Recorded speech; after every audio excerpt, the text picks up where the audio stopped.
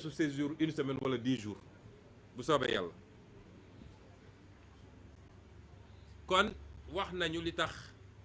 ñu ne dañuy reporter manifestation bi leen soxna Aïda Mbodj wax yépp ay raisons yu valable la parce que réew mi ñaar moo fi nekk léegi benn fànn bi dafa am Macky Sall nga xam ne wéet na tey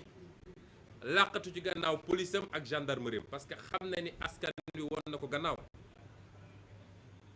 mu jàkkaarloog ñun opposition bi ñun yoruñu police yoruñu gendarmerie yoruñu ngànnaay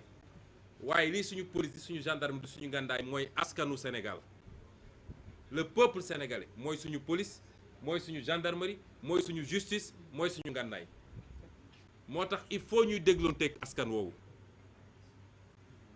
man waxuma kenn ci Sénégal askan wi laay waxal parce que askan wi moo dem ba xam ni lii Yewwi Askan Wi di leen wax lii mu leen di proposer mooy seen mucc donc man askan woowu laay waxal wootewu ma ndimbal fenn askan wi laay waxal askan woowu nag dañ ko war a dégg di ko déglu askan woowu dafa am lu mu waxtaan ak ñun ci fan yi soxna Aïda cité na ay secteurs yu bëri waaye ëpp na loolu mënuñu ko lim fii li ñu jot ñun ci ay message ay appel ay yóbbante ku fi toog rek ci ñun ay junni la moo tax ñu ne faaw ñu dégloonteeg askan woowu moo tax li mu wax yépp ci njàng mi ci aji màkka gi ci tabaski bi ci liggéey bi léegi rek am na ñoo xam ne président Khalifa Sall président Habib ak soxna Aïda Mbodj ñoo leen doon recevoir bokk na ci ñooñu ay hommes d'affaires yu mag yu mu dul tudd fii waaye fii lañ leen recevoir balaa ñuy commencer réunion bi lan moo leen andi woon wax li nga xam ne mooy seen inquiétude ci situation Sénégal ñooñu ñëpp ñu ngi leen di déglu moo tax ñu ne dinañu fomm waaye man damay wax ni loolu ay raisons la mais c'est pas les raisons fondamentales nag dégloonteeg askan wi lu am solo la ndax ñun bu ñu wootee ñu génn askan wi génn kon askan woowu il faut ñu may ko nopp waaye li gën a ñor ci li tax ñu ne nañu xoolaat doxalin bi mooy option stratégique nag du fii laa koy développer lépp mais naa ci wax lenn parce que suñuy militante ak askanu Sénégal ñu ngi déglu gis nga situation bi ñu dund li ñu ci mënoon am yépp am nañ ko ndax Macky Sall bi muy def lii muy def nii jàppul woon ni mun na jur lii mu jur ndax yàgg na fee éliminer ay candidature dara yëngatuwul 2019 daf fee éliminer ay candidature teg ko ci ay parrainage ak ay inéligibilité élection législative bi mu éliminer ay candidature élection locale bi du moins ñu ñëw dugg ci élection législative mu éliminer candidature ndax moom ni muy fonctionner mooy dinaa def li may def te dara du yëngu dégg naa 2021 février 2021 bi muy yëkkati complot mu ñàkk fayda boobu bi ko gars yi waxee daf leen ne dinañ def li ñuy def yëpp te dara du yëngu waaye bi làbbali safee daf leen ne tout est mystique dans cette affaire mystique bu jógee fan xam nga ñoom loolu la ñu gëm moo tax foog nañ ni lépp mystique la noonu la ko doxalee ci liste yi dafa gëmoon ni dina éliminer suñuy liste te dara du yëngu waaye defe naa tey jii la Macky Sall di gëj a éliminer liste ci Sénégal parce que élection législative ñun suñu liste ma dalal xelu sénégalais suñu liste yëpp ñu ngi en compétition am nañu liste nationale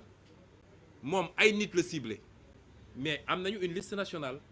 mooy la liste des suppléants day dem élection am nañu liste départementale sur les 54 départements donc ñun suñu lépp a mat fi mu toll nii lay woon problème am mooy Ousmane Sonko warul dem Déthié Fall warul dem Habib Sy warul dem Khalifa Sall warul dem Aïda Mbodj warul dem nu mu tudd Cheikh Youm warul dem nu mu tudd Maïmouna Bousso warul dem moom loolu moo ne woon yitteem te loolu dina xam ni nag loolu du ci wàññi tar fata ay boo moytu sax day gën a tar te gàcce gi ci lay gën a rëy dinaa ci ñëw kon ñu jàpp ni suñu liste c'est intact waaye tey lay gëj a éliminer candidature Sénégal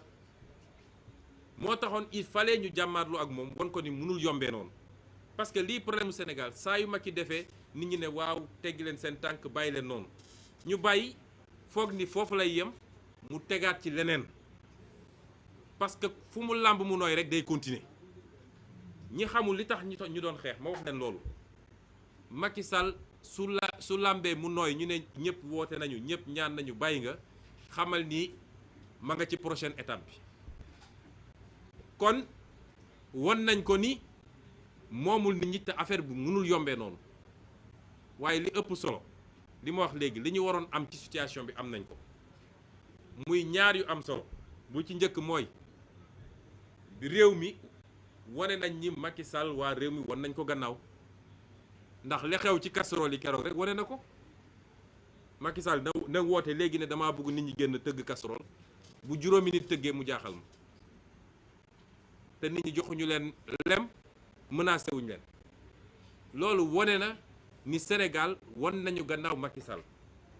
ñaareel bi am solo ci njàngan mi mooy au niveau international ndax gis ngeen àdduna bi yépp ni mu traité situation Sénégal am na ñu dem ba tuddee ko tyran dictateur de la presse internationale am na ñu dem ba tuddee ko tyran ci koo xam ne jamono ji ma ngay ngalaju pour wane ni moom am na dimension internationale bu war a tax ëllëg ñu jox ko sax Nations Unies déconstruction boobu ak yi la bu rëy ci ñun parce que jusqu'à présent daf ñoo yàgg a féewale sur l'international c'est des terroristes c'est des gens qui respectent pas les institutions c'est des rebelles dem jaay ko Union européenne France jàppale ko ci mu dem jaay ko ñeneen ak ñeneen waaye tey àdduna bi yépp xam nañ di xew Sénégal kon ñun li ñu waroon tirer ci profit ci situation bi am nañ ko ba pare xam ngeen li ci des tirer nañ ko te permettre nañu ñu natt Macky Sall natt nañ ko de li muy woote ne am na lu ko permettre tey ku yëngatu mu écraser la amu ko bis bu askan bi taxawee lay xam ni amu ko li mu yor sax ci biir jàpp ni ñëpp ànd nañu ak moom day nax boppam dégg naa nag ñi mu àndal ñëpp ci politique ku nekk defar na la dossier ba téye ne leen ku yëngatu ma jaar ak yow fi ma war a jaar comme ñoom dañoo mën a randal di randal rek ku nekk téye na la ci ay dossier ne leen nag ñaar yi moo am ku yëngatu def scission sama biir ma jaar ak yow fi ma war a jaar waaye bu ngeen seetaanee ba opposition bi jàll it yéen ñëpp kaso ngeen jëm moo tax léeg-léeg ngeen gis ay nit yoo xam ne kenn xamul kañ lañ leen gëjoon dégg ñu jekki-jekki génn nag di wax ay waxu daanu saret ngaa yi ñu naan génnal wax de mais li am solo mooy natt nañ ko ci dispositif de répression natt nañ ko ci fan la mën a yem ak appareil judiciaire bi ñu wax sénégalais yi nag ni fa ñu toll nii la ca des mooy am na laaj bu am solo boo xam ne ñun ñëpp dañ cee war a tontu ndax dañuy dem élection am déet Macky Sall li muy def nii bokk na ci liñ ci mën a jàngat mooy bëggul élection am Sénégal waaye bëggul ñu ne li tax élection bi amul ci moom la jóge waaye du jóge ci ñun de le 31 juillet élection day am te bu soobee yàlla le 31 juillet Macky Sall perte assemblée nationale le 31 juillet élection dina am Sénégal incha allah te 31 juillet Macky Sall perte assemblée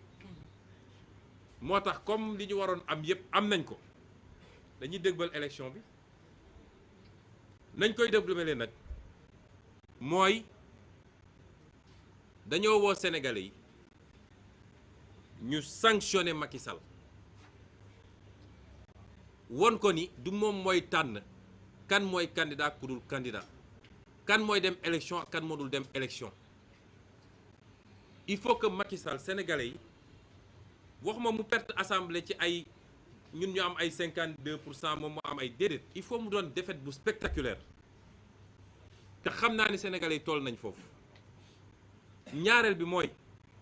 Sénégal est-ce que bëgg nañu coowal 3e mandat jeex Sénégal te bal du tàkk gaañu du ci am bakkan du ci rot est-ce que sénégalais yi bëgg nañ loolu parce que ñëpp a jaaxle tey ci lan mooy xew fii ak septembre 2024 moo wax sénégalais yi nag ni am ngeen occasion ñu dakkal loolu te bal du ci tàkk. xam ngeen fu muy jaare mooy le 31 juillet ngeen génn voter massivement contre Macky Sall ndax bu ñàkkee assemblée nationale bi dootul wax ci Sénégal boo moytu sax dina takk ay bagaasam balaa mandat bi jeex dem. ñi leen di wax ni opposition bu jëlee assemblée nationale réew mi day bloqué ak nangam nang waxuñu dëgg. barki Dembo Ndiaye France opposition bi jël na assemblée nationale. États-Unis à chaque élection de mi-mandat boo moytul opposition jël majorité bi au Sénat te blocage du am parce que ñun ay responsable lañu waaye dinañu saytu ni ñu yore réew mi yéen ñëpp xam ngeen ni càcc gi bëri na ci réew mi randal bi bëri na jël nañu réew mi jaay ko tubaab yi jël nañu suñuy pétrole suñuy gaz ak lépp joxe ko suuf si ñu ngi koy dagg di ko jox étranger est-ce que bëgg ngeen loolu lépp dakk fi ma ngay jaar ci Macky Sall mu leer ko ni mandaam jeex na Sénégal te pour loolu am ñu ngi wax ak askan wi gis nga 31 juillet bu ñu génne woon liste yëpp sax benn politicien amu si ñu jël ay nit yu ngeen xamul Yewwi Askan Wi présenté leen voté leen massivement pour Yewwi Askan Wi kon waxu troisième mandat dootu ci am te bal du tàkk manifestation du am gaañu du am bakkan du ci rot kon ku am kuddu waroo lakk te sénégalais yi am ngeen kuddu waaye am ngeen kuddu bu leen kenn nax ci leneen ak élection jot ñu sàcc xaalis réew mi yëpp ñëw di leen ko jox naan leen votel leen am ngeen kuddu te 31 juillet la bu ngeen defee li ngeen war a def nee naa leen 2024 février 2024 à 20h Macky Sall takk nay bagaasam pare ñu abal ñu ak soxoram ak mën a fayoom ak mën a dóoraateem ak jaay réew mi est-ce que loolu bëgg ngeen ko ma ngay commencer le 31 juillet ci loolu la ñu woo Sénégalais yi moo tax ñu ne nag dinañu am lu koy natt liy natt loolu dañoo bëgg lii ñu wax ak Sénégalais yi tontuñu est-ce que pare nañ pour loolu keroog Aïda Mbodj dafa wax fii ne li xewoon keroog ci concert casserole bi mu ne référendum la gis ngeen ni concert u préfecture yi am na préfecture yëpp dañoo dajaloo def benn concert te benn préfecture rek la interdiction am jaadu moom moo wax li ñu lu yoon wax muy bu Fatick ndax moom nee na menace de trouble à l'ordre public benn ñaareel bi mu ne amul suffisamment de policiers pour encadrer loolu la loo wax ñeneen ñëpp waxuñu loolu préfet Dakar nee na déglu leen bu wax li mu wax dafa am solo nee na risque réel de trouble à l'ordre public ak des mal intentionnés dañuy jóge ci biti ñëw infiltrer kon moom nangu na ni ñun du ñun ñooy les mal intentionnés du ñun ñooy malfaiteurs yi nee na ay nit yu jóge fële ñooy ñëw infiltrer ñu waaye nee na dafa am ñu préparé woon pour sàcc xaru tabaski yi jaaykatu xar yi loolu la préfet wax nee na gars yi dañu bëggoon profité ci manifestation bi ñoom xam nga loolu Macky Sall xelam war naa tey nit ñi amuñu njëgu xar liggéeyul jàppalewul Sénégal ba nit ñi amuñu xar mu ne léegi suñu manifesté woon gars yi dañuy profité sàcc xar bu ñu tabaski ji xam nga ko sàcc xar sax amoo tabaski am nga yàpp nag kon ñoom def nañu seen concert d'interdiction ñu wax leen ñun lan moo tax du seen interdiction moo tax defuñu de ñu wax leen askan wi lu ñu dégganteeg ñoom lañ ko bëgg a remplacer nag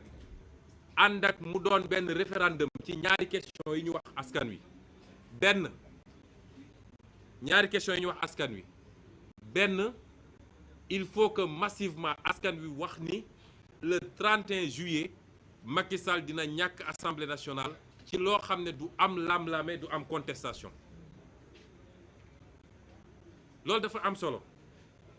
ñaareel bi mooy ñu won Macky Sall ni moomoo réew mi yow yaay tànn ku la neex yaay tëj ku la neex yaay dàq ku la neex yaay jaay suñu alalu réew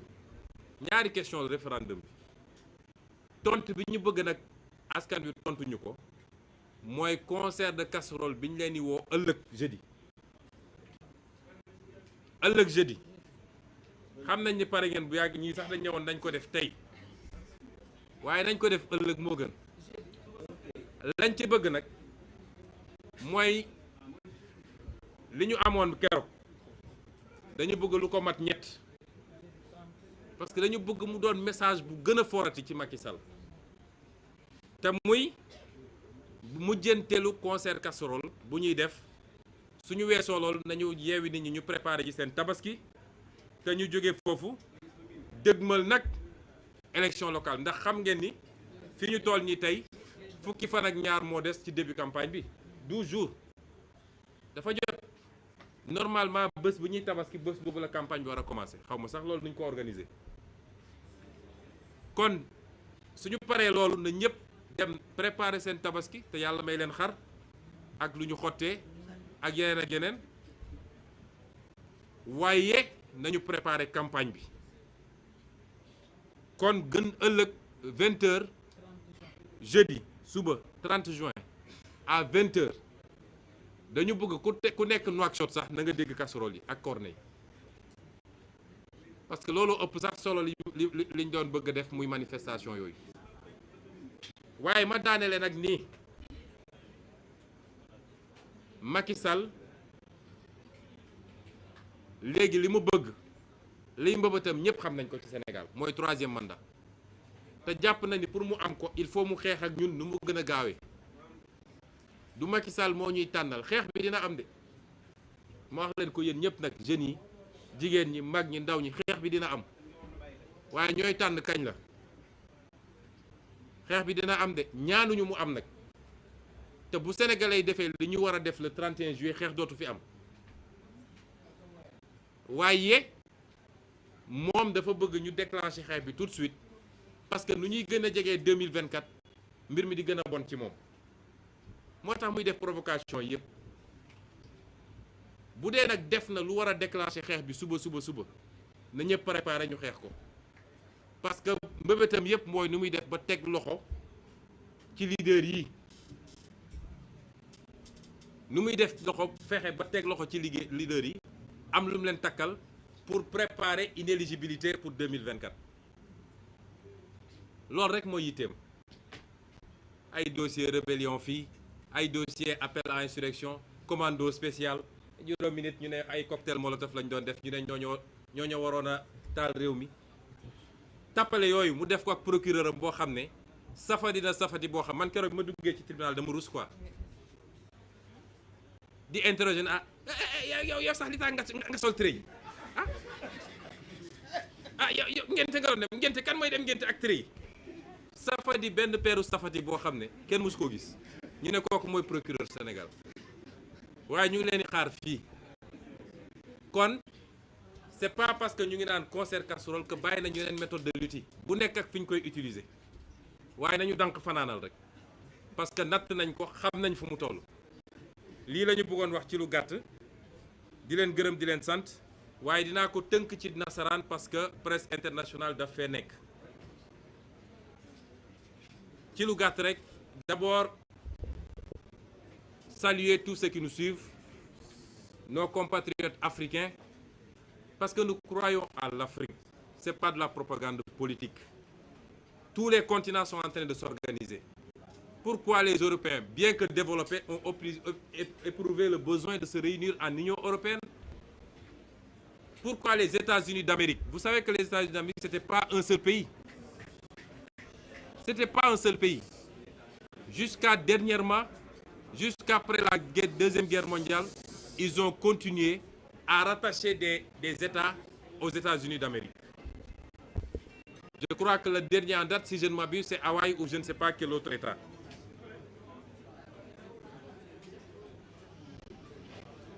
Donc, nous, Africains, nous devons comprendre que notre destin est lié et que les gens ont suffisamment travaillé à nous diviser et nos chefs d'État actuels ont accepté de jouer ce jeu-là, soit pour servir la France ou pour servir d'autres intérêts, ou pour servir leurs propres intérêts et leur famille. Et il est plus que temps que cela s'arrête.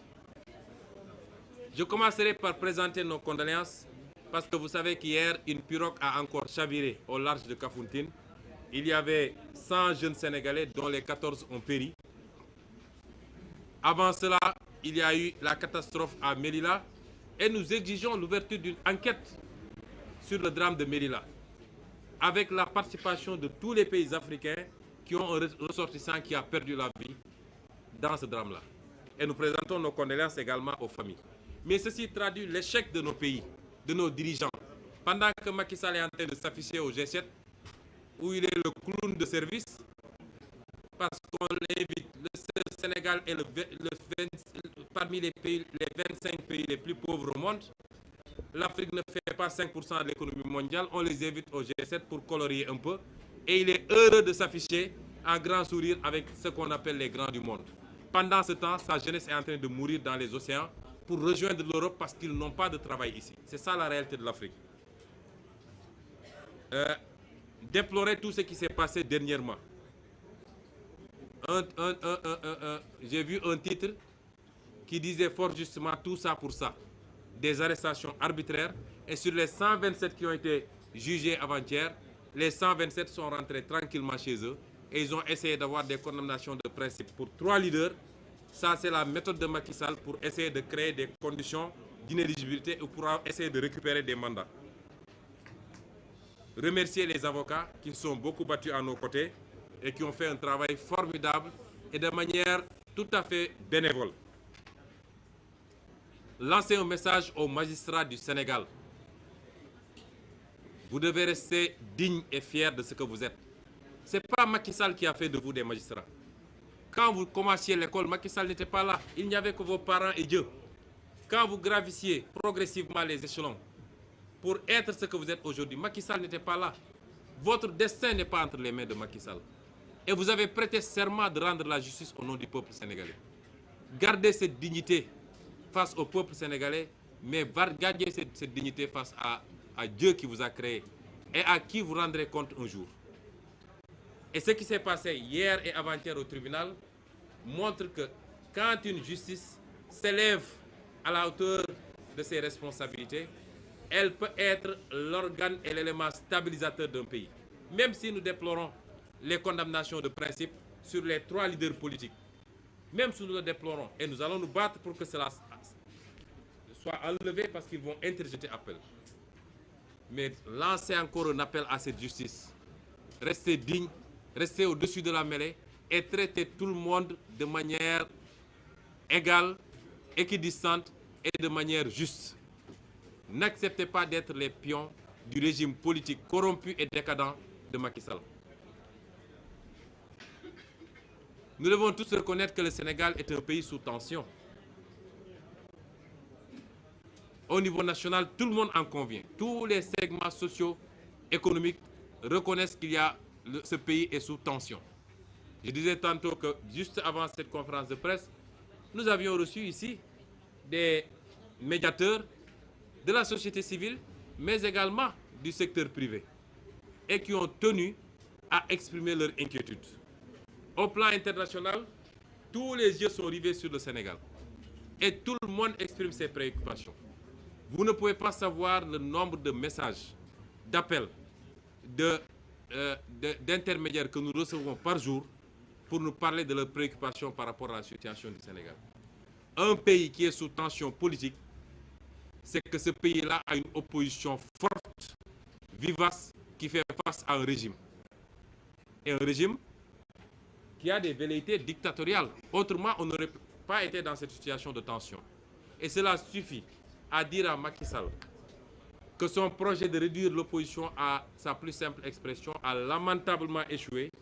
et qu'aujourd'hui, c'est le pouvoir qui est réduit à sa plus simple expression et qui est en train de se transformer en opposition de l'opposition. Nous en rendons grâce à Dieu. Les gens sont préoccupés, mais ils sont préoccupés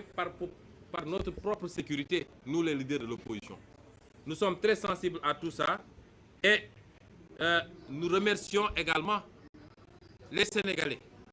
Vous savez que hier, des gens sont venus passer la nuit devant la porte de ma maison. Je suis sorti m'adresser à eux vers 22 h pour leur demander de rentrer tranquille tranquillement chez eux, que rien ne se passera. Et que demain, je sortirai, je circulerai. Parce que s'ils avaient bloqué le domicile, la porte de mon domicile cette fois-ci, je vous assure qu'on aurait eu beaucoup de problèmes. Parce que je serais sorti dans tous les cas. À 6 h du matin, un de leurs camions Dragon est venu se mettre devant ma porte. Les jeunes et les femmes, et c'est ça qui me touche particulièrement, des mamans, je ne parle pas de jeunes femmes, des mamans ont passé la nuit dans la maison qui fait face à la mienne, qui est en chantier. Je ne sais pas dans quelles conditions ils ont passé la nuit. Et je suis sorti hier vers 22 h pour les supplier de rentrer chez eux. C'est vous dire combien les Sénégalais, d'ici et de la diaspora, combien les Africains sont préoccupés par notre propre sécurité. On les rassure, rien ne se passera parce que Macky Sall n'est pas... On pense qu'il a perdu toute sa lucidité. Il lui en reste. Macky Sall n'est pas suffisamment écervelé, excusez-moi du terme, pour attenter à notre vie ou à notre intégrité physique. Il ne l'est pas. Mais ce pays est en tension parce que Macky Sall a pensé pouvoir instaurer une dictature. Et il se trompe de pays, il se trompe d'époque, il se trompe de peuple surtout. Parce que tous ces jeunes qu'il a arrêtés de manière arbitraire, tous ces leaders qu'il a arrêtés, il n'a fait que les déterminer davantage. Demain, on appellera une manifestation, ces gens-là seront les premiers à y être. Et ils ont démystifié d'ailleurs se présenter devant la justice ou se présenter devant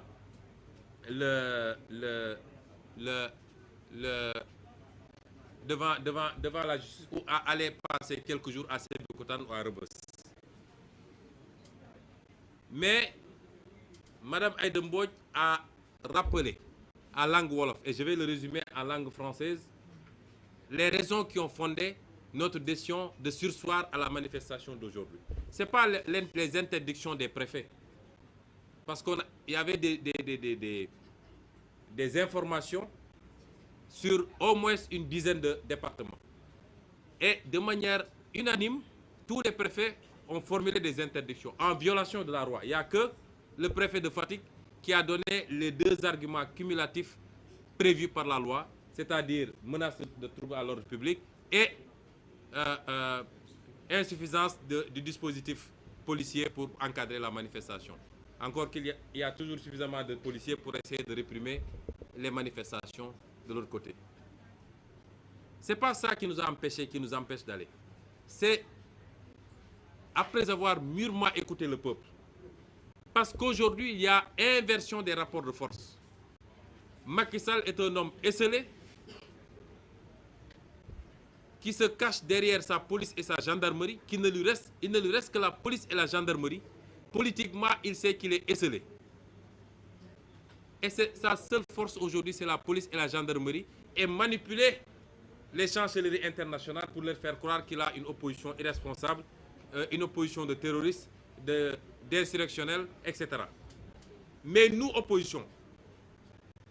c'est quoi notre force? C'est le peuple sénégalais qui est avec nous. Et qui l'a démontré l'autre jour avec le concert de casseroles. Macky Sall n'a qu'à appeler demain à un concert de casseroles. Il n'aura pas 10 personnes pour taper sur des casseroles. Même s'il payait de l'argent, il n'aurait pas ça. Donc le rapport au peuple, c'est totalement inversé. Et notre principale force, nous, c'est le peuple sénégalais. Et nous sommes obligés d'écouter ce peuple sénégalais. Et ce peuple-là, dans sa majorité, a exprimé un souhait. C'est de nous demander de surseoir pour les raisons qu'on va évoquer. On est dans la phase des examens scolaires. Aujourd'hui, beaucoup d'écoles ont fermé, d'autres ont décidé d'arrêter à midi. On est dans la phase des examens scolaires et c'est nos enfants qui vont faire ces examens. Deuxièmement, on est dans la période de la préparation de la fête de la Tabaski et tout le monde sait ce que ça représente au Sénégal. Et les Sénégalais sont extrêmement préoccupés parce que Macky les a mis dans une situation de paupérisation et de précarité telle que la majorité des Sénégalais se demandent où est-ce qu'ils vont trouver 65 000 ou 80 000 pour acheter un mouton. Est-ce qu'ils vont trouver les moyens de se payer des habits neufs? Parce que c'est cela la fête de la Tabaski aussi. Et ils nous ont demandé, ils nous ont même supplié 150 000 un mouton. Ils nous ont supplié de surseoir. Ensuite, les secteurs socio-professionnels, les tailleurs, les vendeurs de moutons, Tout le monde nous a supplié. Et le préfet de Dakar, le ridicule ne tuant pas dans ce pays, nous a dit que s'il autorise la manifestation, des Sénégalais vont se faufiler dans les foules pour voler des moutons au niveau des forats. Mais ça, c'est illustratif de l'échec de Macky Sall. Les Sénégalais n'ont même pas de quoi acheter un mouton. Ils sont obligés d'aller se faufiler pour essayer d'acheter, de voler des moutons. On en est là dans ce pays. Ensuite, l'intervention des milieux d'affaires. L'intervention même de la communauté dite internationale, que j'interpelle au passage. Moi, j'ai toujours dit que je ne crois pas à la communauté internationale, qui a toujours été du côté du pouvoir, tant que le pouvoir fait ce qu'il veut. Ce qui m'intéresse dans cette communauté internationale, c'est l'Afrique et les Africains. Et je leur rends un hommage, je rends hommage à tous ces Africains, les artistes, les intellectuels, tous ces gens qu'on ne connaît pas, que je n'ai jamais vus. Peut-être que pour les artistes, on connaît leur production.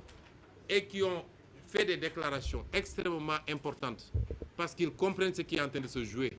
au Sénégal entre un valet des intérêts étrangers et des patriotes, des panafricanistes qui veulent gagner le pari de la souveraineté, de la reprise en main de notre destin national et de notre destin continental. Nous les remercions. Tout ça, c'est des arguments que nous tenons en compte. Mais les arguments les plus importants, c'est nos propres options stratégiques. Tout ce qu'on devait tirer de cette situation en termes de guerre, nous l'avons tiré. Je m'en veux pour preuve 2 ou 3 éléments. J'ai tantôt parlé de tous ceux qui sont exprimés au niveau international. Des hommes politiques étrangers, des artistes. Tout le monde s'est prononcé. Et ça, c'est important. Parce que Macky préfère son image internationale à son image au niveau national. Ce n'est pas son problème, Macky, les Sénégalais. Pour lui, les Sénégalais, vous pouvez marcher dessus, vous pouvez écraser, vous pouvez embrigader, ce n'est pas important. Qu'ils vivent ou qu'ils meurent de famine, ce n'est pas important. Que des jeunes continuent à périr dans l'océan parce qu'ils veulent aller chercher du travail là, là où ils peuvent en trouver, parce qu'il n'y en a pas au Sénégal, ce n'est pas le problème de Macky. Mais Macky, son problème, c'est quel regard les Occidentaux lui portent. Quel regard la communauté internationale lui